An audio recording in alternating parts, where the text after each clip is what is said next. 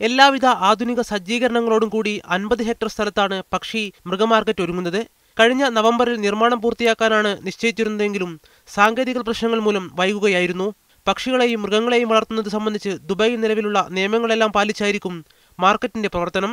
മുനിസിപ്പാലിറ്റിയുടെ അംഗീകാരമുള്ള മൃഗങ്ങളെയും പക്ഷികളെയും മാത്രമേ വിൽക്കാൻ അനുവദിക്കൂ. ചിലയിനം മൃഗങ്ങൾക്ക് ദുബൈയിൽ നിരോധനം ഏർപ്പെടുത്തിയിട്ടുണ്ട്. വളർത്തുനായ്ക്കളായ American pitbull, terrier, American bulldog, bull terrier, Tosa, Dobermann എന്നീ ഇനങ്ങൾക്കാണ് നിരോധനം. ഇവയെ വിൽക്കാൻ അനുവദിക്കില്ല. ദേരയിൽ നിലവിലുള്ള മൃഗമാർക്കറ്റിനേക്കാൾ 3 ഇരട്ടി വലിപ്പമുള്ളതായിരിക്കും പുതിയത്. അഡ്മിനിസ്ട്രേഷൻ ബ്ലോക്ക്, ലേലം നടത്താനുള്ള പ്രത്യേക സ്ഥലം, ക്ലിനിക്ക് തുടങ്ങിയ സൗകര്യങ്ങൾ ഇവിടെയുണ്ടാകും. പക്ഷികൾക്കും മൃഗങ്ങൾക്കുമായി 5 നക്ഷത്ര സൗകര്യമുള്ള ഹോട്ടലാണ് മറ്റൊരു പ്രത്യേകത. ഷോപ്പുകളുടെ വാടകയും മറ്റും നിശ്ചയിക്കാൻ പ്രത്യേക സമിതിയെ ചുമതലപ്പെടുത്തിയിട്ടുണ്ട്. അടുത്തയാഴ്ച സമിതി റിപ്പോർട്ട് സമർപ്പിക്കും. മുനിസിപ്പാലിറ്റി നടത്തിയ സർവേ പ്രകാരം ദുബൈയിൽ വളർത്തുപക്ഷി മൃഗവ്യാപാര രംഗത്ത് ഏറ്റവും കൂടുതൽ സ്വദേശികളാണ്. Media 1 Dubai.